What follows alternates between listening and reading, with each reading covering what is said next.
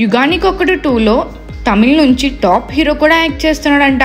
అసలు ఆ హీరో ఈ మూవీకి హీరోగా యాక్ట్ చేస్తున్నాడా లేకపోతే వేరే ఏదన్నా రోల్లో యాక్ట్ చేస్తున్నాడా?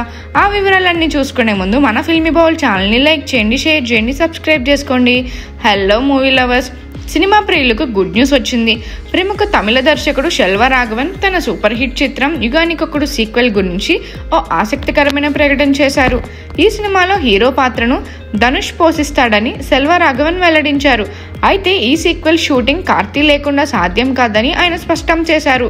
2010లో వచ్చిన మొదటి చిత్రంలో ధనుష్తో కలిసి కార్తీ అద్భుతమైన ప్రదర్శన ఇచ్చాడు.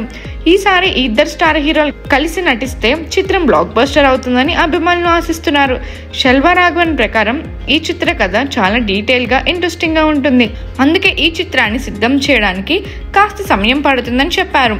చిత్ర నిర్మాణంలో ఆలస్యం గురించి మాట్లాడుతూ ఇంకా నిర్మాత ఖరారు కాలేదని, ధనుష్ కార్తీ డేట్స్ కూడా అందాల్సి ఉందని వివరించారు.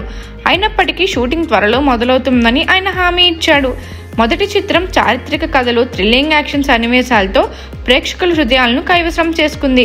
ఈసారి కూడా అదే మాయాజాలం కొనసాగుతుందని టాక్ వినిపిస్తుంది. సినీ నిపుణుల అభిప్రాయం ప్రకారం ఈ సినిమా కోసం పెద్ద స్థాయి ప్లానింగ్ అవసరం ఉంటుంది.